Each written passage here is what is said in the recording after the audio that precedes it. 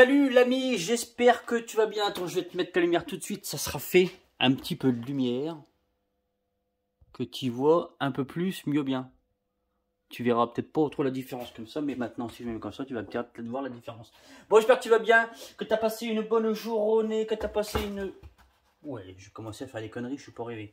Je sais pas commencer, je vais commencer à faire des conneries. Donc j'espère que tu as passé une bonne journée, une bonne machin, tout ça, mon début de semaine. J'ai eu pas mal de messages par rapport à ces moteurs-là, donc l'engouement pour ces moteurs-là est là, et ça c'est plutôt cool. Limite plus de messages pour ce genre de moteur-là que pour des moteurs des fois un peu plus poussés. Ça montre que la base, l'essence même de la mob est pas morte, est toujours là et encore bien, peut-être bien plus ancrée que le reste. Hein, parce que dans la mob, tu as ce genre de moteur là, tu as un moteur un peu plus poussé, ça va jusqu'à l'hybride, où là c'est encore autre chose. Et je ferai, je pense, un sujet d'ailleurs, un fan vidéo à ce sujet, parce que on voit plein de choses, plein de types de carter, plein donc carter nitro par exemple, toi, tu prends la base du moteur d'origine, partir sur l'hybride nitro, c'est ce qu'il y a de plus courant. Il y a aussi beaucoup de derby. Le derby peut être sur le papier plus intéressant que le moteur nitro sur le papier. Je dis pas qu'il ne l'est pas moins. Donc tu pars d'une base donc comme ça. Tu peux aussi mettre des fois un cylindre nitro sur des carters Peugeot 103, des mal aussi. En général, c'est ce qui se fait le plus parce que c'est les carters qui sont peut-être le plus adaptés à accueillir ce genre de cylindre. Tu as aussi donc des carters taille masse. Tu as aussi Boost aujourd'hui qui fait, la marque Boost, hein, qui fait des carters pour accueillir des cylindres hybrides. Donc tu as vraiment plein de types de moteurs différents et tu as, des petits carters de mob comme ça. Donc l'engouement pour ce genre de moteur, du coup, j'ai trouvé tout ça plutôt cool.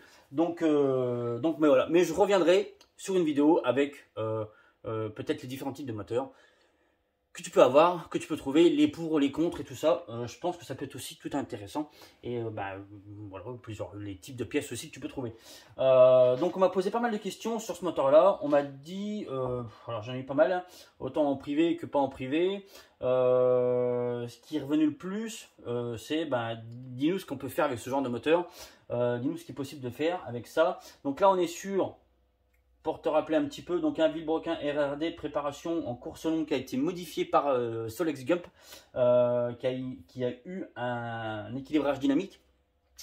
Donc avec des cylindres Ersal en 45, en diamètre 45. L'autre jour de la vidéo d'avant où je cherchais, c'était écrit juste là, toi, diamètre 45. Quand t'es con, t'es con. Hein. Donc un cylindre en diamètre 45, un Villebrequin en course 44,9. Ce qui nous fait un moteur carré, hyper carré. Hein. Carré ou hyper carré, je sais plus. J'avais déjà eu en plus, on m'avait déjà dit ça c'est comme ça c'est comme ça. On est presque dans le carré, un carré 45 par 45. Hein. Donc, qu'est-ce qui est possible de faire? Qu'est-ce qui est bien de faire avec ce moteur-là? Alors, ce moteur-là, il n'est pas fait, celui que là je fais, il n'est pas fait pour sortir beaucoup de chevaux. C'est un moteur qu'on va essayer de faire pour qu'il puisse être agréable, coupleux. Et moi, j'adore les moteurs de mob coupleux. Hein. J'aime bien. Voilà, j'aime bien. Et donc, du coup, j'essaie de faire des moteurs coupleux. Je trouve ça hyper intéressant. Tout en allant chercher du régime et de la vitesse de pointe, parce que beaucoup de monde cherche aussi ça, la vitesse de pointe. Hein. Donc là le but c'est vraiment de faire un moteur, essayer de faire un moteur coupleux. Alors qu'est-ce qu'on peut faire avec ce moteur là? Déjà on est sur une cylindrée qui est quand même déjà intéressante, due au diamètre 45 et à la course 45, quasiment 44,9. Donc déjà tu es sûr d'avoir un moteur qui sera coupleux. Après dans le cylindre en lui-même c'est plus compliqué, t'as pas une architecture qui va te permettre d'aller faire des trucs de fou. Hein. Là moi sur ce cylindre là, sur l'un des trois cylindres, parce que comme je l'ai dit dans ma vidéo avant, le but c'est d'aller prendre le meilleur des trois cylindres, hein, et de le monter sur ce moteur là. Et les deux autres cylindres serviront à faire un autre moteur que la personne fera, hein, montera. Moi je vais les préparer et la personne les montrera, fera ses petits Lego. Salut mon jeu. Donc voilà, donc l'architecture permet pas de faire un moteur de dingue. Alors, alors pourquoi? Déjà, le type d'admission, on n'est pas sur une admission à clapet, on est sur une admission, on va dire par le piston de là. Hein. C'est ton piston qui va te faire ton ouverture et ta fermeture. Donc, déjà, ça limite beaucoup les régimes moteurs. Ça, c'est clair. Tu prends les boosters d'époque, tu faisais pas prendre à 15 000 tours un booster. Voilà. À l'époque. Par contre, tu as un moteur nitro avec une émission par clapet. Déjà, tu vas chercher un peu plus de régime. Comme ce qui va chercher le plus de régime, c'est une admission rotative. Donc voilà, déjà, donc là, l'architecture déjà à ce niveau-là permet pas non plus d'aller prendre des régimes de dingue. Le but non plus avec ce moteur-là, c'est pas non plus d'aller prendre des régimes de dingue, parce qu'à mon avis, il y a de grandes chances que tu prennes le piston entre les deux yeux. Je pense pas qu'il apprécie beaucoup. On n'a pas non plus des diags de dingue avec ce moteur-là, je ne pense pas. Donc, j'ai pas encore pris les diags. On va les prendre tous les deux. Et puis on verra ce qu'on pourra faire.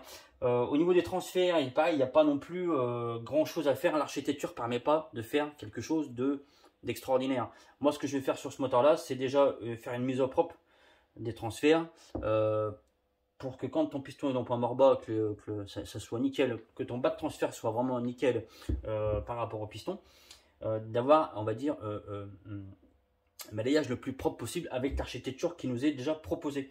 On n'a pas un échappement de ouf. Moi, le but ne sera pas non plus d'aller chercher des diags, de reprendre des diags avec l'échappement pour aller chercher du régime con, parce que à mon avis je pense qu'on est dans les 110, 140, 150, 115, un truc par là, je pense, hein, à voir comme ça, je pense. Ça sera aussi là du coup d'aller mettre l'échappement droit, parce qu'il n'est pas droit du tout, hein. Je te remontre au cas où tu es oublié, tu vois celui-là, la tronche qu'il a, elle est carrément en biais. Donc si là il est en biais, dedans il est en biais. Quand ton piston il est on va dire en fermeture de l'échappement, tu vois, imagine-toi le piston, bah du coup voilà, et en bas pareil. Hein. En bas, quand ton piston il est au point mort bas, quand ton piston est au point mort bas, t'as pas l'échappement qui est pile poil tu vois, de là. Donc on va déjà faire ça, on va lui faire une petite préparation comme ça. Les carters aussi ne permettent pas non plus d'avoir un volume extraordinaire. Là, c'est un moteur qui va travailler avec un petit carburateur, donc on va aussi tourner autour de ça. Parce que lui mettre un gros carburateur, je te dirais, ne servirait pas à grand chose. Après, tu peux aller chercher plus loin. Hein. Déjà, tu pourrais retravailler l'admission, donc le diamètre de l'admission, si tu as envie d'avoir un carburateur, même un 21. Tu pourrais lui mettre un carburateur de 21. Là, c'est un moteur qui va tourner avec un carburateur de 15 ou de 16, si je dis pas de bêtises. De 16, mais tu pourrais aller lui mettre un carburateur de 21, donc arranger un petit peu l'admission. Tu pourrais remettre un petit peu de diag hein, quand même à l'échappement. Surtout, je pense, l'élargir. Ça, c'est quelque chose qui serait vraiment intéressant. Donc sur ce cylindre-là, donc lui mettre un petit peu de diag, pas non plus lui en mettre de trop, parce que je pense que c'est peut-être des fois un coup à le planter complètement. Sachant que non, il est aussi intéressant de pas non plus avoir un trop grand écart entre ton admission et ton échappement. Hein. Alors, si tu creuses l'écart, surtout au niveau de l'échappement, ton moteur, tu vas lui faire prendre du régime, mais il va être hyper creux en bas. Le but, c'est d'avoir une courbe qui soit la plus pleine possible et pas d'avoir un truc qui fasse un pic et qui redescende en fait aussitôt. Quoi. Hein. Enfin, moi, je conçois les choses comme ça. Après, tu peux, comme les moteurs d'époque, hein, sortez les petits 50 d'époque, hein, sortaient pas mal de chevaux. Combien, j'en sais rien.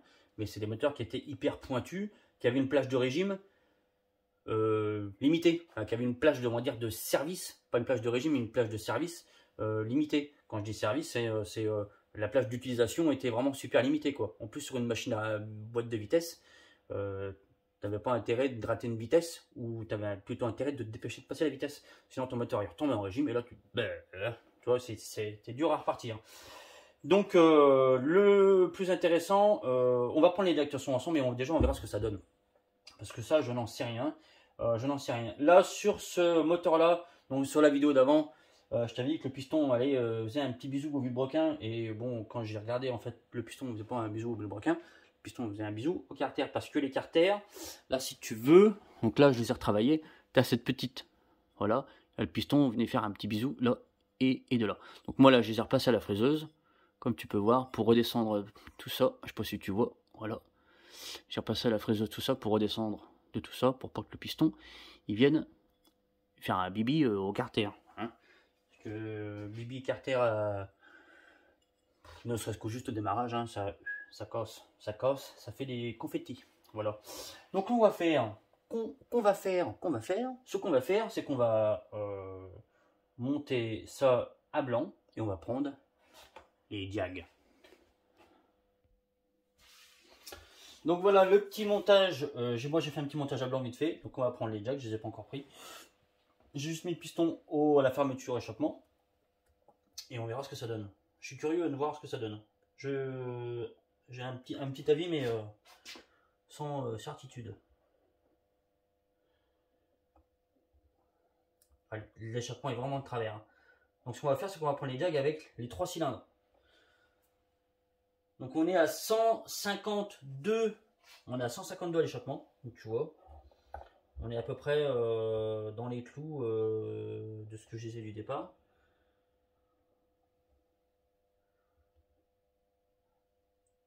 On est à 152 à l'échappement. Je reprends. T'as vu mon super support de moteur? J'utilise un cylindre. Donc 152. Et au niveau de l'admission,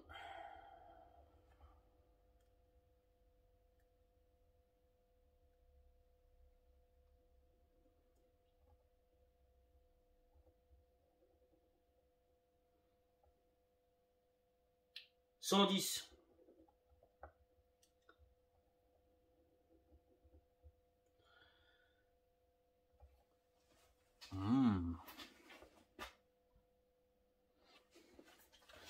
Je ce que j'ai fait une petite bricole, vite fait. Pour ça que je t'ai mis en petite pause, 2 secondes. Donc on est à, ouais, on est même à 112, on est à 112 à l'échappement, à l'admission. Et donc 112, 152. Donc tu vois, on n'a pas des diags du futur avec ce moteur là. Donc ce qu'on va faire, c'est qu'on va prendre un autre cylindre et on verra ce que ça donne. Donc cylindre numéro 2, donc à l'échappement, on va avoir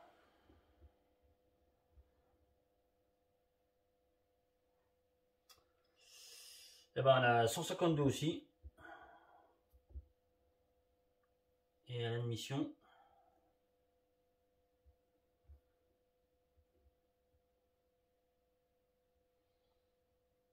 on a 115 admissions. Tu vois déjà des différences. Limite, je te dirais que celui-là est peut-être le plus intéressant des deux pour l'instant. Entre celui-là et celui-là. Parce que là, on a 115 admissions.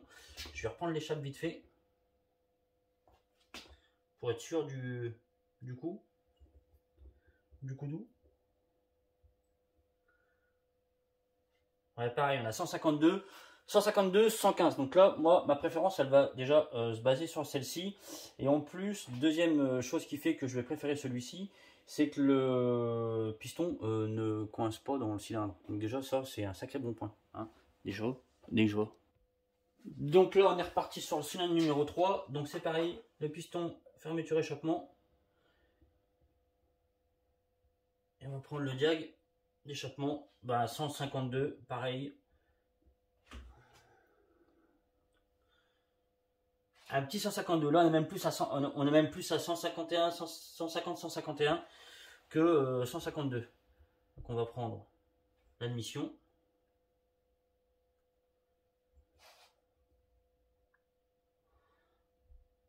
« 115. Du coup, je vais prendre celui-là. Alors pourquoi je vais prendre celui-là? Pas parce que j'ai 150 à l'échappement et l'autre 152, parce que le jeu cylindre piston est encore meilleur sur celui-là. Donc là, clairement, je vais prendre celui-là. On a 115 à l'admission et un jeu cylindre piston qui est correct. Enfin, je vais prendre celui-là. Pour l'instant, mon favori, c'est celui-là. Ce que je vais faire aussi, c'est que je vais regarder, comme j'ai dit dans ma vidéo d'avant, je vais regarder la forme un petit peu, enfin les transferts dans quel état ils sont. Après ça, moi, je peux aller du coup gratter dedans parce que on n'est pas dans le truc de karting de ce que je t'avais expliqué dans la vidéo d'avant. S'il y a une mise au propre à faire, je le ferai.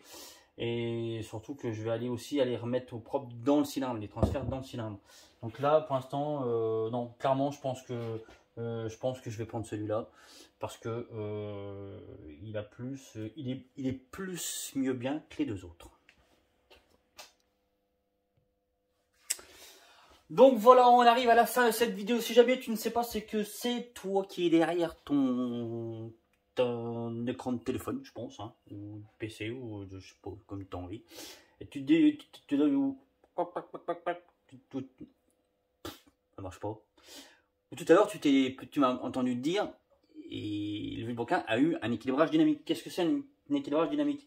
Donc là, Solex Gump a pris un vilebrequin, donc RRD préparation, qu'il a travaillé pour faire un équilibrage en équilibrage dynamique.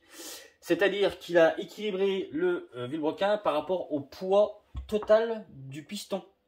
C'est-à-dire piston, segment, cage aiguille et axe et circlips. Voilà. Donc c'est pour ça que tu peux voir que les poids d'équilibrage, on va dire, d'origine ont été supprimés. Et il a amputé une partie du vilebrequin. Alors c'est très bien fait, ça ne joue en aucun cas sur la fiabilité du vilebrequin. Hein, ça ne va pas se couper en deux. Sachant la puissance, toute grosse puissance du cylindre, du moteur. Donc voilà ce qu'est un équilibrage dynamique, c'est un équilibrage par rapport au poids du piston. Donc voilà, donc la vidéo je vais l'arrêter là pour aujourd'hui. J'espère que tu auras apprécié. J'espère que voilà, regarde la taille du cylindre. T'as vu celui-là? C'est beau, hein. C'est un vieux cylindre de 300 gaz-gaz. Il y a un truc qui est tombé. Un cylindre de 300 gaz-gaz, donc en montage FLR, d'accord, montage FL, pardon. Voilà, hein, tu pourrais limite, voilà. Mais le piston comme ça, il y a encore de la marge. Bref, bon, c'est pour te montrer un gros cylindre, quoi. Voilà mon ami, j'espère que tu auras apprécié cette vidéo. Je te fais... j'espère que j'ai parlé de à peu près tout. Voilà, donc la décision est prise, moi, sur ce cylindre-là. En plus, à l'intérieur, c'est le plus propre. Donc voilà, c'est tout, c'est tout. Tu pourrais aussi, tu pourrais aussi comparer. On pourrait aussi comparer. Du coup, la taille des admissions, hein, laquelle est la meilleure. Voilà. La chose que j'ai pas faite, que je ferai, c'est que je regarderai aussi le plan de joint. Voilà. Je vais attendre parce que du coup je ne monte pas ce moteur avec cette culasse là. J'attends une culasse radiale pour monter avec ce cylindre là. Voilà. Tu sais tout. Je t'ai tout dit, mon ami. Sur ce, eh ben, écoute, comme d'hab. Je te fais des bébés et faites des runs. Vous faites pas la guerre, ça sert à rien.